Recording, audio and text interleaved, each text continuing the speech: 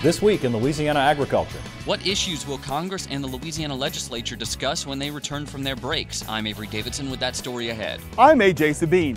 What's RSD and how can it impact Louisiana sugarcane? I'll solve that mystery straight ahead.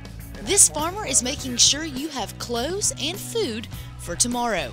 I'm Kristen Oakes and I'll tell you how coming up. Hello everyone, I'm Michael Dana. Thanks so much for joining us.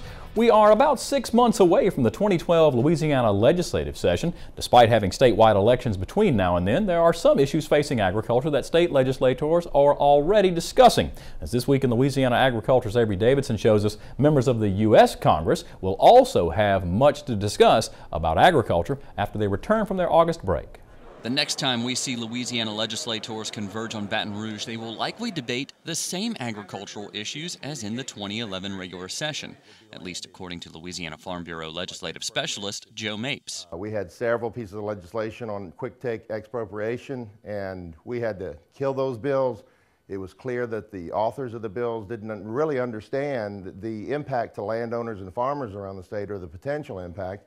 And we really had to argue with the authors of those bills and the supporters of those bills and the other legislators to kill them. I see those coming back because it's an educational process. So every time I use this thing, I ask myself. Congressman Charles Bustani says it's likely the same will happen for the U.S. Congress following the August break. Bustani says the most important issue he and his colleagues will discuss is migrant labor. That's an issue that could delay the Louisiana sugarcane harvest. Sugarcane is a major crop in Bustani's district. I know particularly with the H-2B visa program, there used to be a returning worker provision, and that Congress got rid of that a few years ago, and it's created a lot of problems. We've been trying to fix a lot of these issues, and it's just caught up in all the other things that we're doing in Congress right now. Mapes says on both national and state issues, you can stay involved with voter voice through the Louisiana Farm Bureau Federation. It's a free service for Farm Bureau members that helps you better communicate with lawmakers. We'll make the email for you. All you've got to do is hit the send button, and you'll look at the issue and say, well, that doesn't affect me. Well, we would argue differently. If you're a member of Farm Bureau, you're affected one way or another by legislation, whether it's related to insurance or agriculture or sales tax or whatever. It affects you. And that way you know that lawmakers know exactly what you think before they vote. In Lake Charles, I'm Avery Davidson for This Week in Louisiana Agriculture. Now, Congressman Charles Bustani plans to meet with farmers in Crowley at the LSU Ag Center's Rice Research Station. That meeting is set for 9 a.m. on September the 16th. Well, a sugarcane disease known as ratoon stunting disease can retard the growth of the cane crop by choking off its water supply.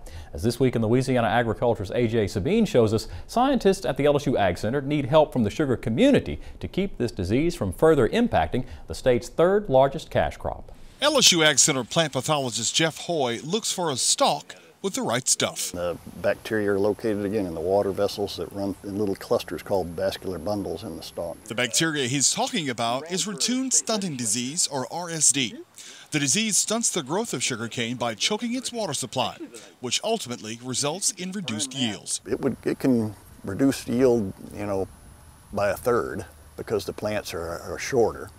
And again, that affects your subsequent crops in the additional years. So the impact can be quite severe in the susceptible variety. At one time, RSD took its toll on the state's sugar industry.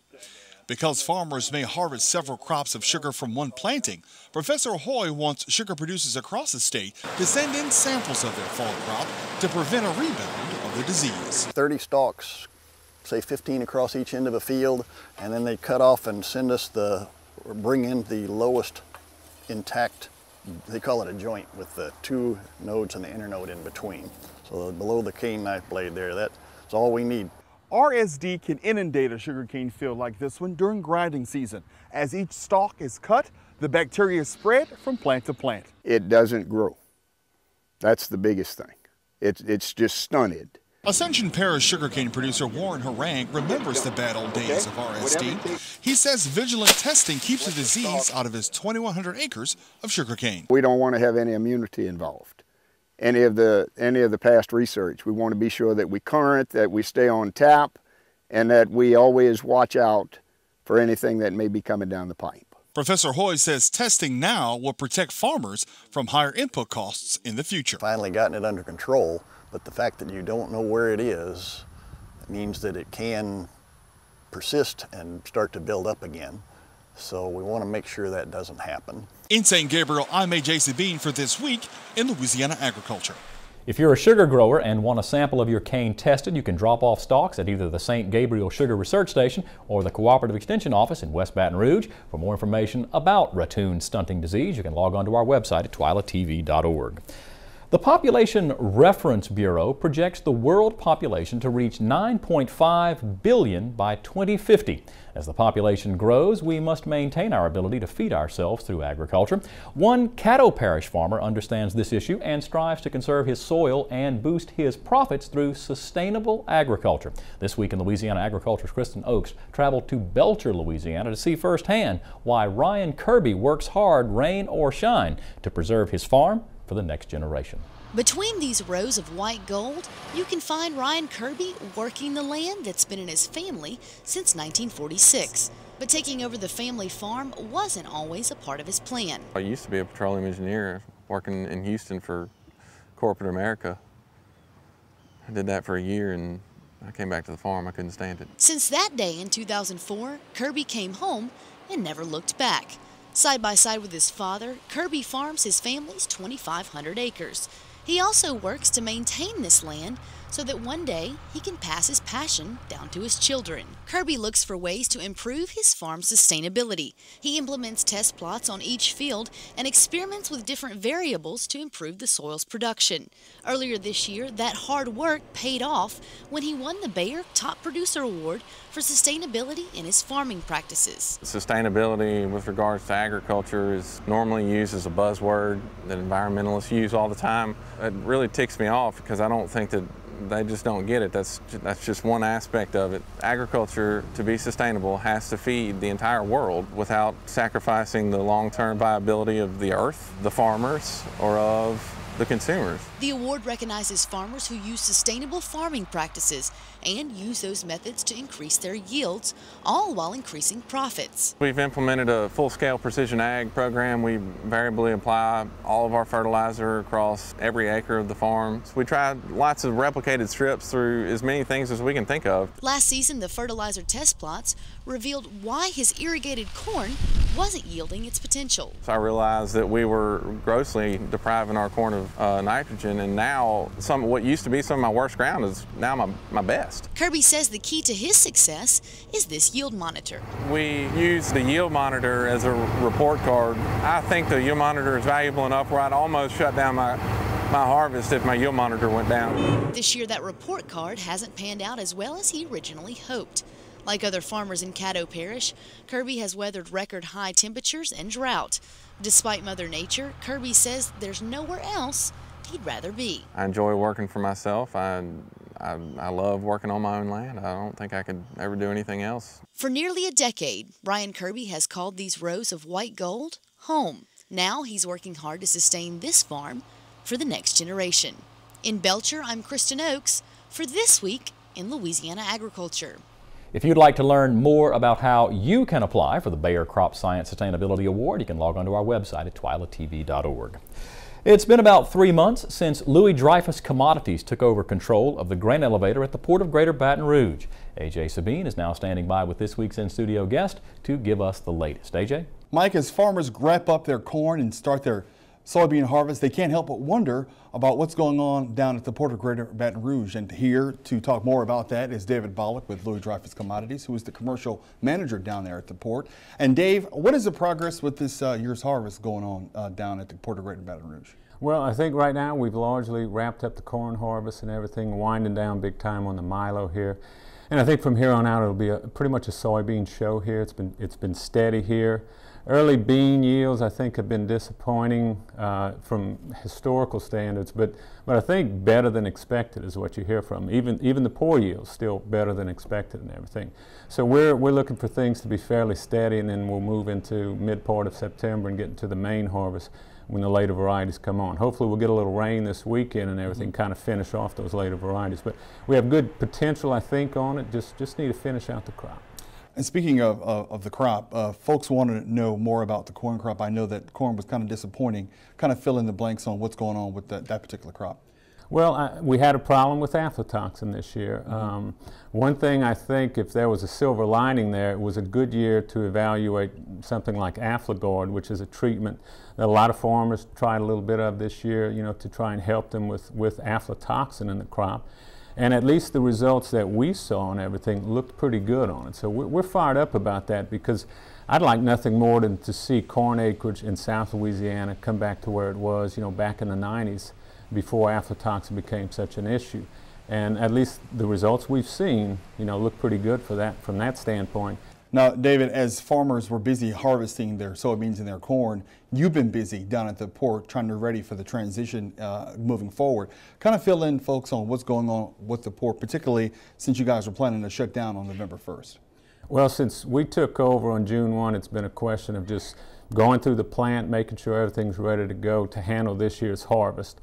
We've done nothing as far as, you know, any structural changes or anything there. All about making sure we can handle the crop this year. And so far, you know, things have been going smoothly. A few issues come up on, you know, almost every day you deal with that stuff, but you know, we've got a really good crew going over there, and I think we're giving a good service right now to it. The big improvement, of course, will start this fall, and right now, tentative date of November 1, when we will hopefully be empty of grain at the elevator, pull a plug on electricity, and then begin phase 1 of the construction there. Most of that construction is going to center around the dock. We'll be reworking the ship loading facility. We'll be putting in a brand new barge unloading facility there, and it's going to be top-notch stuff, but it's the first phase. It's easily the largest part of phase 1, and everything should start November 1, and then it's a question of getting into it, see if we run into any surprises and everything, hopefully be ready next fall. Will we be, the bigger question is, will we be ready with everything August 1? It's likely that we won't be through with everything at the dock, so we may not be loading ships August 1. I think likely we won't, but when will we be? So, you know, we'll roll into that. I think by this spring we'll have a better feel for the exact timeline that we're going to have.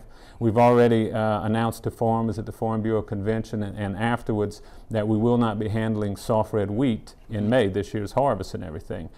Something we certainly wish we could do, but if we were to do that, you'd basically have to shut things down, gear up again, and probably delay, you know, that finish period by about 2 months. So I think all in all, and you know, best to say we're going to forego that, give farmers as much lead time so they can make their planning decisions and everything.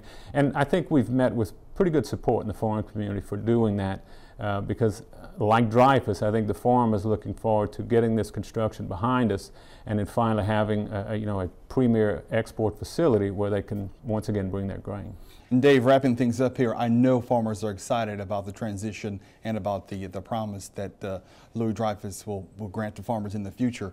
But joining kind of the old with the new, you guys just announced you have a Twitter site where folks can log on and find out what's going on. Tell me more a little bit about that.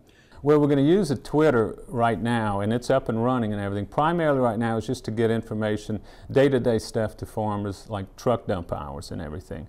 Or if something happens where we have one of the dumps go down, anything that affects farmers who are coming in from day to day, we want to get out there and make sure they know it as soon as we can get it out to them. And later on, we'll have the website, you know, to complement that. Thank you very much, Dave. All right. Ladies and gentlemen, he is David Bollock, the commercial manager for Louis Dreyfus Commodities, Inc.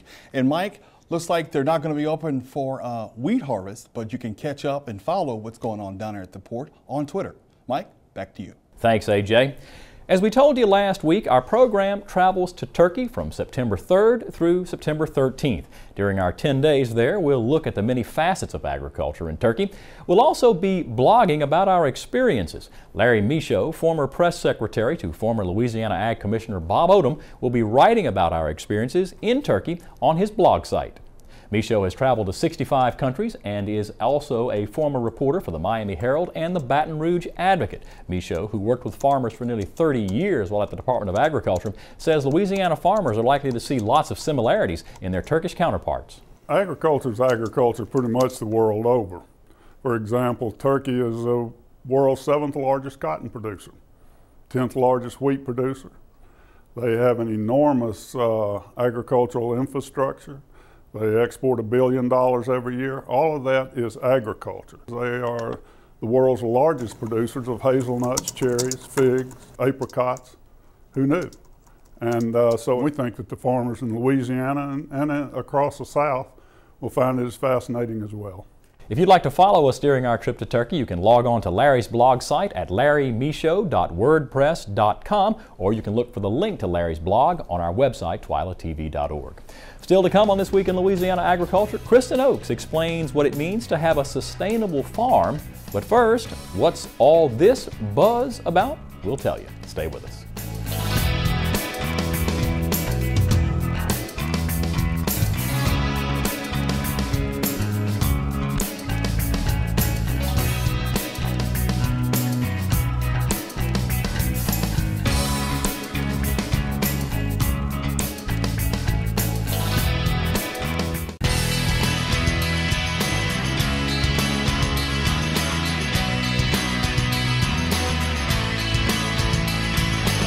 If honeybees have become an unwelcomed guest in your home, experts say call a professional. The LSU Ag Center and its entomologist, Dr. Dennis Ring, says honeybees may set up shop at or near your home to protect their hive from the elements. Ring says without the help of a professional, you might end up leaving out the welcome mat for the next crop of honeybees. If you remove the bees, then the honey is going to melt the wood. It's actually going to dissolve the wood.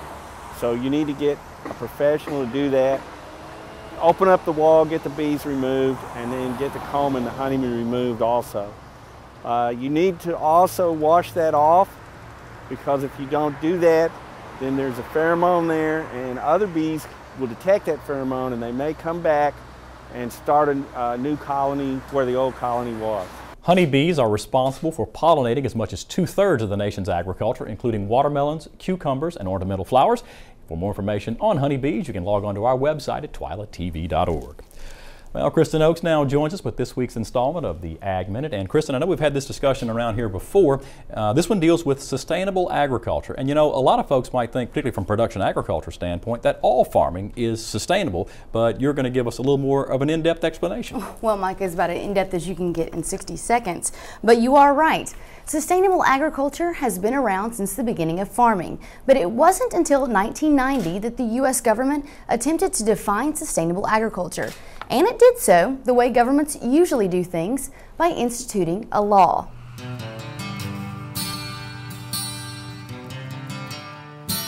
It was through the Food, Agriculture, Trade, and Conservation Act that Congress attempted to define sustainable agriculture. But Native people the world over didn't need a law to tell them that if they didn't keep their resources in balance, those resources wouldn't be around for very long. Ancient farmers knew the soil had to remain fertile, so they rotated their crops. They knew they had to store some of their seed for next year's crop, something farmers today call never eating the seed corn, no matter how hungry they got. In short, sustaining agriculture production meant sustaining their way of life. Today, American farmers work hard to continue this tradition. They use conservation practices like no-till, which reduces topsoil erosion, and they limit chemical use. Advances in seed technology now allow some plants to ward off insects and diseases on their own. For livestock producers, it means vaccinating their animals to keep them healthy. And for foresters, it means replanting what they cut down. Now, while all this may sound like common sense for most production farmers, some have called into question whether farmers aren't doing enough. The fact is, farmers must balance environmental concerns with those of the profit margin. Because if the farmer can't stay in business, well, all those practices would go right out the window. And the fewer American farmers, the more dependent we become on other countries to feed us. Now, moving on to some TWILA trivia. Last week's question was obviously pretty easy for you guys at home. Which city is home to the world's only corn palace? And everyone correctly answered this. It is C, Mitchell, South Dakota. For this week's trivia, I'll try a little harder to stump you guys. Which vegetable did ancient Egyptians place on their hand when they were taking an oath? Was it A, corn, B, radish, or C, onions? Log on to our website, twilatv.org, submit your answer, and we'll send you the usual TWILA prize pack with some new goodies. Don't go anywhere. We'll have a lot more to come on This Week in Louisiana Agriculture. Football tailgating season is upon us, so how much will that burger cost for your grill? Find out on The Bottom Line up next.